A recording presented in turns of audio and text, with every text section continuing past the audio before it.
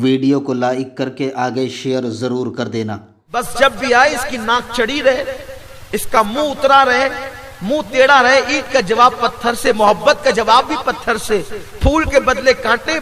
آخر لکڑ آ رہا تھا، انسان تو تھا، کب تک برداشت کر سکتا تھا؟ اس نے سوچا کہ اس کا موڈ اچھا نہیں رہتا، اس کا مطلب یہ رہنا نہیں چاہتی۔ کچھ عورتیں ایسی ہوتی ہے جن کو رہنا نہیں ہوتا ہے تو ان کے سر کا درد کبھی ختم ہی نہیں ہوتا، کسی ڈاکٹر سے ختم نہیں ہوتا، ان کی ٹونائن کسی عامل سے نہیں چھوٹتی کبھی، جنہیں رہنا ہی نہیں ہے، جنہیں رہنا ہی نہیں ہے، شوہر آئے تو اس کو ٹونائن سوار ہو جاتی ہے، نہ اس ٹونائن کا کوئی عطا ہوتا ہے نہ کوئی پتہ ہوتا ہے، اب بڑے سے بڑا عامل اس کو اتار نہیں سکتا، ایسا بھی ہوتا ہے۔ اور جو عظمت والی بچیاں رہنا چاہتی ہیں شوہر کے ساتھ، پھر وہ ہزارہ مصیبتوں کے باوجود بھی صبر کے گھونٹ بھی کر کے رہتی ہے۔ لیکن قوم کی میں ان بیٹیوں کو سلام کرتا ہوں کہ وہ ہزارہ مصیبتوں کے بعد شوہر کے ساتھ وفا کرتی ہے۔ حضور کو انہوں نے جنت، حضور علیہ السلام نے ان کو جنت کی بشارت دی ہے۔ اور قوم کی وہ بیٹیاں جو کسی غلطی یا غلط راہ پہ چل کر، ویسے الحمدللہ اکثر بیٹیاں ایسی نہیں ہوتی، لیکن اکا دکا اگر کوئی غلط راہ پہ چل کر اگر کسی غلطی کا شکار ہے، اگر اس کی نگاہیں کبھی کہیں اور ہیں، وہ کسی اور جگہ پر معاذ اللہ جہنم کے رستے پہ جا رہی ہے، تو میں قوم کی اس بیٹی کو یہاں سے پیغام دینا چاہتا ہوں، میری قوم کی بیٹیوں، شوہر کے ساتھ کبھی بے وفائی نہ کرنا، شوہر کے ساتھ کبھی غداری نہ کرنا، اس لیے کہ بے وفائی کا انجام کبھی اچھا نہیں ہوتا، انجام ہمیشہ برا ہوتا ہے۔ تو لکڑ آرے کی بیوی نے سوچا کہ یہ غریب کی کٹیا کہاں اور محل بادشاہ کا کہاں، اس کا رخ بدل گیا، انداز بدل گیا۔ لکڑ ہارے نے سوچا کہ اب یہ میرے ساتھ رہنا ہی نہیں چاہتی تو اس کے ساتھ رہنا ہی بیکار ہے، اس نے طلاق دے دی۔ طلاق دینے کے بعد عدت گزاری اور عدت گزار کر کے پھر اس نے بادشاہ کے ساتھ نکاح کر لیا۔ اس کا انجام تک تو وہ پہنچ گئی، اس کے اپنے پلان کا تو انجام ہو گیا، اس کا مقدمہ پورا ہو گیا، اس کی دل کی تمنا پوری ہو گئی۔ اب اس کے دل کے اندر حالت یہ تھی کہ میں بادشاہ کی ملکہ ہو گئی، لکڑ آرے کی کٹیاں سے نکل کر کے میں بادشاہ کی ملکہ ہو گئی محل میں۔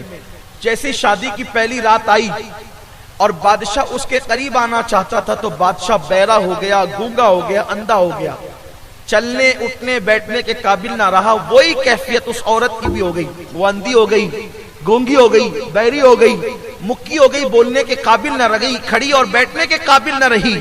جب اس کی پوزیشن یہ ہوئی تو اس وقت لوگ حیران تھے، ایسا ہوا کیوں؟ تو غیب سے آواز آئی، تم دونوں نے مل کر لکڑ ہارے کے ساتھ کیا کیا ہے؟ کیا ہم اس سے غافل ہیں؟ اور تم نے جو مل کر کے اس پر ظلم کیا اور اس کا گھر بگاڑا ہے تو اس کا انجام یہ تمہیں بھگتنا پڑا کہ تم میاں بیوی بننے کے بعد بھی تمہارے ارمان پورے نہ ہو سکے۔ آج میری قوم کے نوجوان لڑکے جو ناجائز تعلقات کی بلا میں پھنسے ہیں اور گھر جو اجڑ رہے ہیں، حضور علیہ السلام فرماتے ہیں جو دو میاں بیوی میں آپس میں جدائی پیدا کرے فلیس منا، وہ ہم میں سے نہیں ہے۔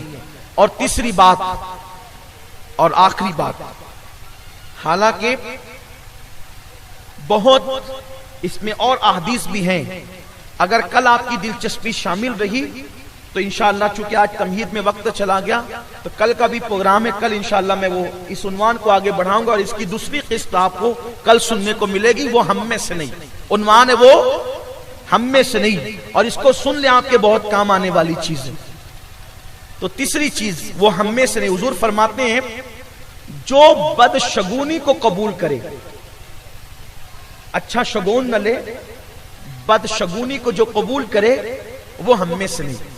بدشگونی کا مطلب کیا؟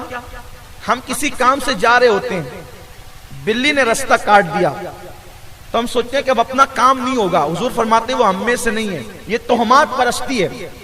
ارے بلی اگر رستہ کاٹ دے کام نہیں ہو، توجہ فرمائے، بہت خاص بات کہنے چلوں، بلی رستہ کاٹ دے اور کام نہیں ہو تو جس بلی کے رستہ کاٹ دینے سے اپنا کام نہیں ہو تو پھر بلی کا تو کبھی کام ہی نہیں ہونا چاہیے۔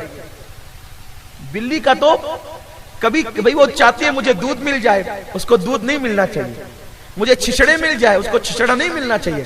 لیکن آپ دیکھ رہے ہیں کہ بلی کے کام بنتے جا رہے، بلکہ بڑی بات تو یہ کہوں آپ پریشان رہتے وہ پریشان نہیں رہتے، اس کو تو پیٹ بھر دودھ بھی ملتا ہے، اس کو تو چھچڑے بھی ملتے ہیں، اس کو تو کھانا بھی ملتا ہے۔ اگر بلی منحوس ہے پھر کبھی کبھی کتے بھونکتے ہیں، یار یہ کتا بھونک رہا ہے کچھ مصیبت تو نہیں آئے گی، اور بلی رو رہی ہے کوئی مصیبت تو نہیں آئے گی۔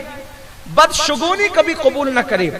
یاد رکھیں اللہ نے اگر آپ کی قسمت میں مصیبت لکھ دی ہے اس کو کوئی ٹال نہیں سکتا، اور اللہ نے آپ کی قسمت میں خوشی لکھ دی ہے اس کو کوئی چھین نہیں سکتا۔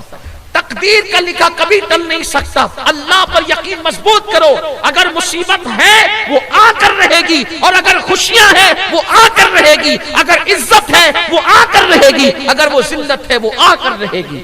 ویڈیو اگر اچھا لگا ہو تو لائک کر کے آگے شیئر ضرور کر دینا۔